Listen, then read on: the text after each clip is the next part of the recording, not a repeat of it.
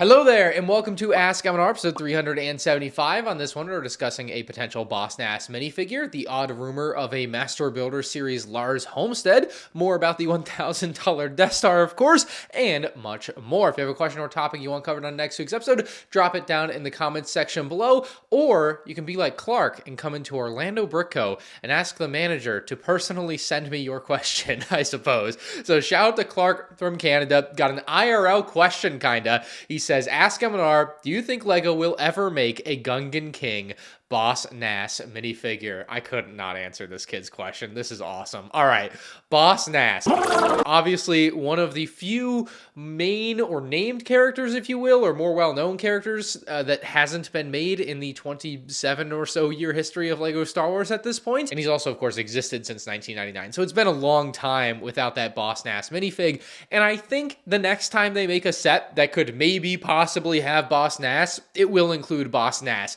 I feel like it's slightly telling that he wasn't a 25th anniversary figure, because you can't tell me he wouldn't have been a better choice than young Leia, right? The fans would have much preferred a Boss Nass over a young Leia. We all know why young Leia was included in the set she was included in. Kind of makes sense when you look at it big picture wise of what they're trying to do, I guess. I think it's pretty clear that the designers would know that people want a Boss Nass. Like, that's not some crazy thing to expect them to know. It shouldn't take any of us asking or making videos talking about or community discussion for them to just make a Boss Nass at some point, right? I think it'll happen by the end of the decade, and that's probably even a bit generous because 2029 is the 30th anniversary of Phantom Menace, so I would assume we'd get something there that could include him, but even something before then, any Naboo adjacent set that includes Gungans could include a Boss Nass. And I just think some type of droid carrier, which is obviously a set that the fans would want, mixed in with a Boss Nass and a Jar Jar type of figure like we've seen a couple of times in the past, would work very well. And I've also always thought about Boss Nass as a very difficult figure for them to make. I mean, that looks like a very complex design. It's going to include a lot of printing, and the mold's going to be complex.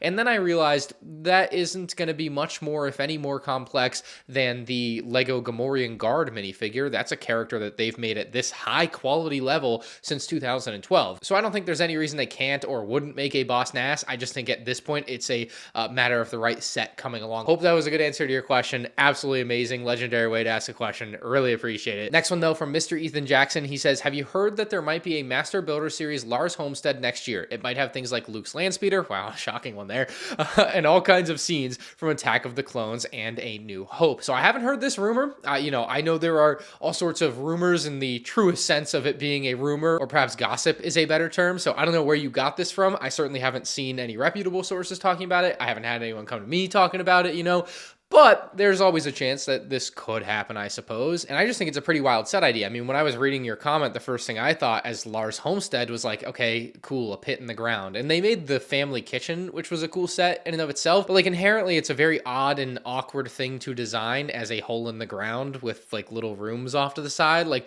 I just didn't see that as a potential set. But kind of working in the Attack of the Clones stuff makes it very interesting, much more intriguing to me than a simple, like, A New Hope set. But even then, I really don't think there's any validity to this rumor. I just think it's such a weird set, especially to be a Master Builder Series set. They could certainly make more Lars Homestead type of sets in the future. They'll make more Luke's Landspeeders in the future, certainly. But a Master Builder Series set, there's probably a dozen or 24 other more likely, much more wanted by fans type of Master Builder Series sets. And to tell you just how little people would want this set, I've never seen anyone suggest this type of thing ever before. So a pretty unique idea, I would say, but as a potential next Master Builder Series set, I don't think that is legitimately going to happen. Next though, from 21 Tantillo, he says, do you think LEGO will re-release the new UCS Death Star slice with updated and improved figs in a couple of years, similar to the 2008 to 2012 Death Stars? And you're a little off there. It's actually 2016, so a couple of years isn't quite a couple of years there. It was 8 years between those sets. The first 2008 UCS Death Star stayed on shelves for so long because it sold very well. People seemed to really like the set. It was just very popular for a long time, it seemed. Maybe compared to a battle pack, it didn't sell as many, but like for a $400 set at the time, I think it sold exceptionally well, which is why they kept it out for so long.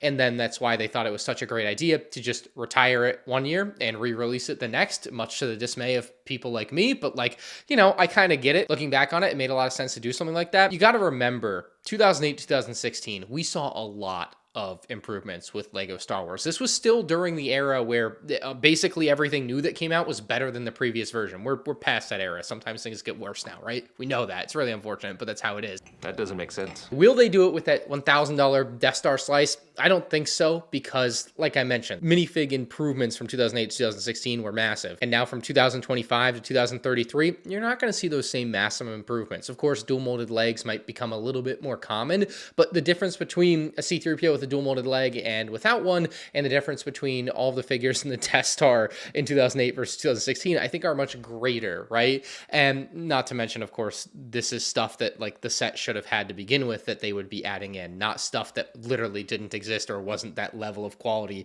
in 2008 versus 2016. So it's I think much different situation. I don't think the set will exist that long anyway. I think it will retire. 2027 is the current retirement date, and it might stick to that, but I think at most it would get a year or two extra. There's no way it'll run as long as some of the other Death Stars and UCS Falcon. Anyway, moving on to the most combative comment of the week from One Love Psych. He says, "You're part of the problem making excuses for the Death Star. Read the room. We hate it. It's," all caps, "awful." So yeah, I don't think you quite understand. See, I form my opinion on Lego sets based on my opinion, not your opinion. I know people don't like the Death Star. That's great. Next question from Edge something. He says, what do you think about Lego's recent, oh god, this is a bad one. What do you think about Lego's recent trend of making gift with purchases that extend the main set, like the UCS Death Star's TIE Fighter hanger rack or Tropical Aquarium's fish tank and fish food? But he says, do you think it's a smart move, or does it make the main set feel incomplete for people who missed the GWP window? Should Lego return to making GWPs that are their own separate thing? So I think it's two things, right? It is inherently a smart move business-wise, very much so, because it gets people to buy the set in the first week of its release when Lego's selling it for full price instead of getting double VIP points or whatever the case may be, right? So I think from that point of view, it's a smart move for Lego. On the other hand, though, you ask if it makes the set feel incomplete. Yeah, of course it does. Yeah, you're missing part of the build that they include for people that are early adopters, but not anyone later. In and of themselves, these GWPs can be cool. I think particularly the Gringotts one was well liked, but as they've continued to do more of these, I think people are definitely turning on them. The idea that you are not getting the full set after you buy it a week out is definitely wrong to most people. I think it was an interesting experimentation for Lego to do. I don't fault them for trying it out, but I think that they should kind of revert back to the ways of old. You know, for example, the 2019 Batmobile, I believe, came with a smaller Batmobile GWP. That was cool. That's a cool way to do a GWP for something like that. And you can do so many different things. The Death Star, for example, could have come with a smaller Death Star. Obviously, they already did that in 2023, so it would have been kind of lame to do that now. But like, let's say that one hadn't happened, then a smaller Death Star with this bigger Death Star would be nice, right? But I'm sure they could have come up with something else. Like the lightsaber thing is still there that they could have done for a set like the Death Star that doesn't have to be related to the Death Star really in any way. The other lightsabers weren't particularly related to their sets that they were GWPs with. So yeah, I guess I could run a poll on my YouTube community tab, and I think that would be interesting to see what people say there. But just from reading comments and things, the pulse that I have on it is that people generally think it's a really dumb thing to do day one DLC for Lego sets, and I would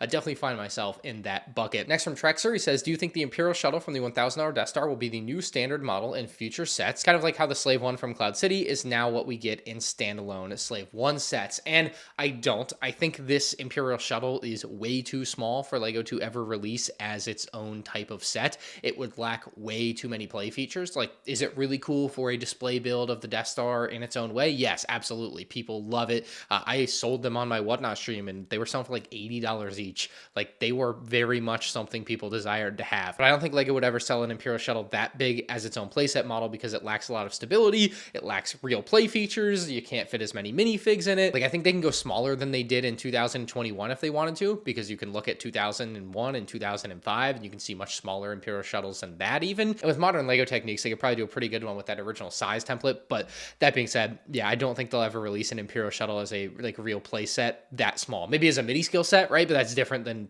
making it the play set norm. I just don't think that'll happen with that particular set. Obviously, it has happened with other things, but not that one. Jesus is King 10 probably asked this question 100 times. I swear I've seen it every week. And I've kind of avoided it because I don't think it matters, but I'll answer it anyway. He says, which current helmet mold is better, the clones or Stormtroopers? And I think this is a question made to like diminish like clones being horrible and being just the worst they've ever been, and that's why I've avoided it. But both of these helmets have their own issues. One being worse than the other, I don't care. Like, it really doesn't matter. I think the clones are worse. I think just generally as a concept, clone troopers have been basically ruined by Lego Star Wars. But Stormtrooper helmets don't fare much better here.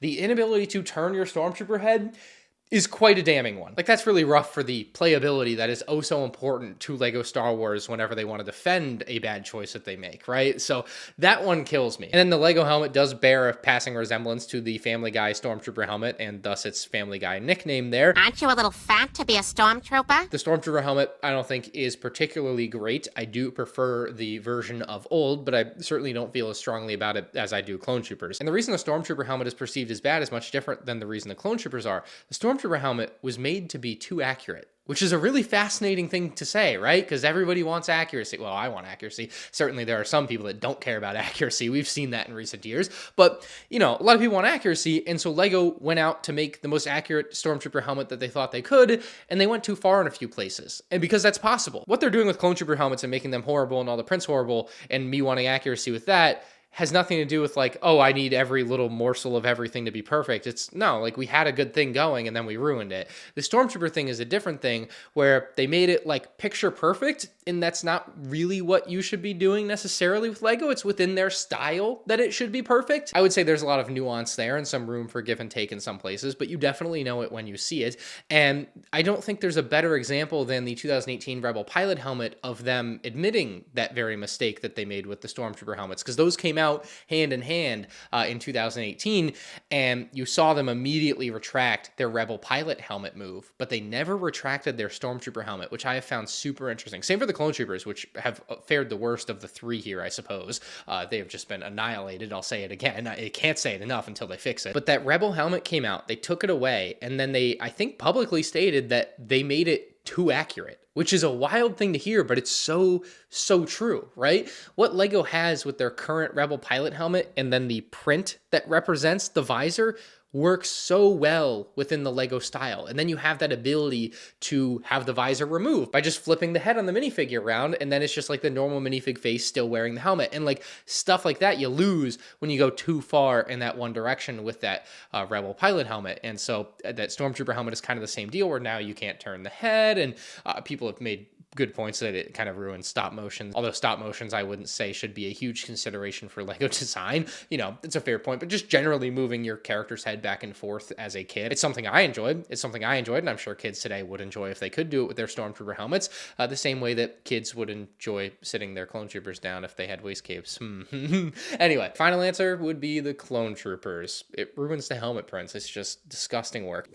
Next from Jackson, he says, have you heard of or seen any major printing mistakes in newer instructions? I've seen some major printing mistakes in some of the instructions I've gotten. In the UCS Venator, I had around 10 pages that color swapped the dark red to bright orange, and on the Invisible Hand, I had some pages that were stapled in upside down. I've definitely had some miscolored pages on some instruction manuals recently. It definitely happens. It's one of those things that I probably care about the least being messed up with the Lego set, because I can usually pretty quickly identify it and figure out which colors are off, and then just readjust what I'm looking at in my head. And then usually the error only lasts like a couple of pages at most. But I mean, certainly you wish it was perfect. I get it. You also can look up those instructions online for that few pages to get you around it. But you know, any error there is probably bad for Lego and they don't like it. I have also recently had a upside down instruction manual. I had the Sanderson house, I think, and like 20 pages in, the manual just flips over and it's backwards and it gets weird fast. And I think someone replied to my Instagram story saying it would be cool if they did the Stranger Things instructions like that. I don't remember if they were done like that. It's been so long since I built it, but I don't think they were, because otherwise why would they say that? And I was like, yeah, that would be cool, but it's not so cool on this. It's a weird error instruction manual to get. But yeah, I wouldn't personally make anything of it. Now, if every instruction manual coming out of the factory had these issues, yeah, it'd be a bit of a different story. I think the miscoloring is kind of the biggest deal, because people have a hard time seeing color sometimes. So I think that matters the most. Anyway, next from Brad's Brick Post, he says, why does Lego insist on forcing gimmicky electronic / app junk into sets? Video, hidden side, smart bricks, etc. Stuff everyone knows is going to fail miserably before even hitting shelves. I don't get it. Lego has had this time and time again where they're like, the next big thing for Lego, technology. You guys are gonna love it. This is our 6th try. Man, what I wouldn't give to see a Scott the Woz Lego technology video. I think he would just destroy with that. I was actually quite fond of Hidden Side, not so much of video, but in either case, it wasn't because of the technology within the Lego sets. Like, I really don't care about all that. You know, you look back to Lego Star Wars' Droid Boost set, that was a pretty big failure, mostly because it was way overpriced because of the technology and motors included, but still $200 for that set in 2019 was just too much. And I think they're just going to keep trying. You know, I think they see it as a very easy way for them to make money someday, somehow, if they can get it to work, maybe by selling things on the app like microtransactions. I don't know. Like, I just think there's got to be something more there than we're seeing, because I think the consumer base has made it very clear that they don't want iPads and phones and apps integrated into their Lego sets. It's very clear that a lot of adult collectors want things that look cool on their shelves, and parents that are buying Lego sets for kids want it to not include app and screen time and all of that stuff. You know, it's supposed to be a getaway from that. And so it's this very weird thing that Lego's trying to make a thing, but people keep denying. And if they're releasing a $90 X-Wing that looks like the 4 Plus X-Wing from 2019, they're gonna keep trying, because this ain't gonna work. The Lego Hockey Bag says, do any of your friends or family regularly watch your videos? I think my mom watches a lot of my videos, because last week when I talked to her on the phone, she corrected me that the wedding that I am attending is not in Arizona. It is actually in Arkansas. I just had a mental slip when I was saying it, I guess. And yeah, I knew where I was going, but I definitely said it wrong. Hopefully we'll get a good vlog out of that at least, because we'll do some Lego stuff on the trip, and I'm stopping to meet up with Rod in Birmingham, and we'll go to the Lego store and maybe bricks and minifigs or something while we're out there. So should get some good Lego content out of the wedding road trip. But anyway, next up from Crazy Dog, he says, did you see the animated Lego advertisement they uploaded to their YouTube channel where they actually used the correct crappy helmet for the 212 Troopers? I did see this. I think it was called like Clone Trooper Troubles, and if you interpret it one certain particular way, you could have thought that Lego uploaded a video actually talking about how horrible their Lego Clone Troopers are, but it was just an animated short for children, and I didn't make much of it. It is interesting to see things like actually having brown commando droids instead of the gray or gunmetal gray ones that they have in the MTT. Looks like they actually knew what they were doing there. But then you see other weird things like the animation just being really far off for the visor. Like, it wasn't even in the actual helmet hole, like just wild, but it kind of reminds you of their box art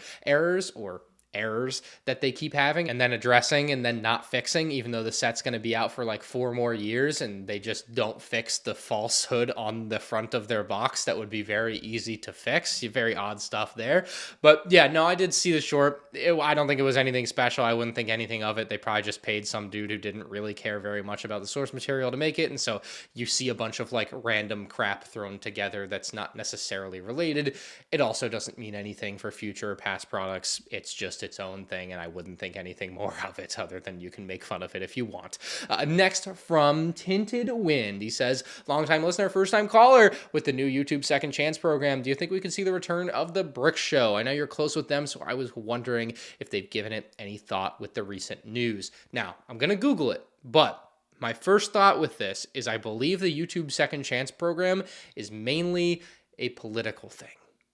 But let's Google it. In the FAQ section, it does say this pilot won't be available to creators terminated for copyright infringement, which would be the Brick Show, because they posted like with the watermark Lego images. Now, I don't think Lego should be copyright striking and deleting their clearly, obviously fans' channels from YouTube. You know, just a hot take of mine. I suppose as somebody who has dealt with that exact same issue, yeah, probably not just something they should be doing. Seems like a very easy way to control your community and have a little bit of a unfair kind of hand of God on how things go for everybody involved. I just don't like it. So that right there would unfortunately rule them out. Now, I will say, I don't believe they couldn't have started a new YouTube channel at any point if they wanted to. You know, they could have made a return through a new channel, but obviously you'd be starting from scratch. And even if this program did include what happened to them, it still would be a completely from scratch start. And as someone who has stared that in the face at least twice in my life, that is a daunting thing to look at. I can understand why they didn't do that,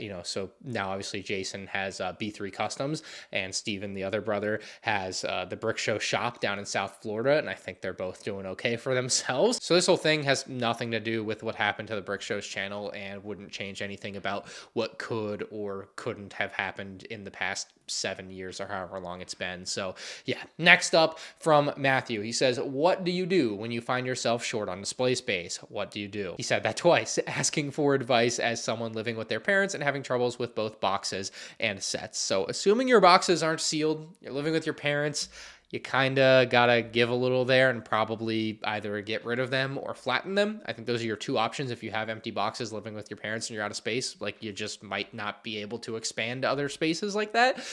With the sets themselves, though, what I did was just pile them up. You'll see pictures from my collection over the years where the shelves look beautiful. It's pretty thin on there. And then like over the years, as I would get more sets, they would just stack up because there's nowhere else for it to go at some point. You just keep stacking them on there and it ain't pretty. It was not pretty. I hated it. That's what's kind of driven me to make it as beautiful as I have in my house here. But certainly stacking them up is kind of a way it can be done. I would also, in the meantime, I don't know exactly how old you are, but at some point in your life, ideally, you'll move out, you get your own place, whether it's an apartment or house, whatever. And if you don't need to have all of your sets displayed on a shelf, I would highly recommend getting like some clear bins or something from Target and just storing sets in there. That's what I've done with sets that I don't quite have the display space for. You may never have the display space for everything. It's kind of a tough pill to swallow. It's something that I have kind of come around to. Like there's just some sets that are going to stay in bins all put together, all nice and whatever. But like I just don't have a museum's worth of space to display every Star Wars set ever in my current house. Maybe I'll move into a mansion at some point and that problem will be solved. That would be ideal, right? Or maybe I'll open a Lego Star Wars museum and then that problem would also be solved. But either way, current house, unless I'm putting in the living room, in the bedroom, and like every square inch, which I just don't want to do. I want to have some living space that's kind of nice. You kind of got to forego that. And so I would recommend those clear bins. I just think it's a great way to store your sets, keep them put together. You can know where it all is if you need it for any particular reason. But yeah, if you're short on display space, you either got to stack it up, bin it up, or buy less. Anyway, I hope that pushed you in the right direction. Final question from Purple Ninja Bricks. He says, how are you? Oh no, I'm actually horrible. No, I just remembered. Oh man. So I'm in a bowling league. My average is like 140. I'm okay, but I'm not horrible. I'm not great. Certainly somewhere smack dab in the middle. It's a mostly for fun league, but there's standings. We keep score. It matters. It matters. Okay. And so all 4 people on my team show up, and on the other team, only 2 people show up. So they need at least 3 people to bowl. Otherwise they have to forfeit to us. That'd be nice. I have free 7 points for the week. And so they luck out and they get some random substitute that's already at the bowling alley. It's just some high school kid from like 5 lanes over, I guess, because we don't think he was with them, because I think we've seen him there before. But anyway, we were pretty sure he wasn't with them. And this kid bowls a 300 against us. He bowled a perfect game. Like, I was flabbergasted, but I was also like really upset because I wanted to win, but this kid was just too good. And I'm like, man, I got to get in the bowling line. I got to practice. This is bad. We do get a handicap, but like it was not enough. He was bowling a 300. And then the other games he bowled like a 240 and a 270. I don't even remember. It was like also ridiculously good, but like the kid bowled a perfect game against us. So that basically ruined my week last week. And I've thought about that a lot. Anyway, it's a little after midnight now. So I do hope you enjoyed this amazing episode of Ask MandR. If you did, make sure you hit that like button. If you have a question or topic for next week's episode, drop in the comments section below and subscribe. See ya.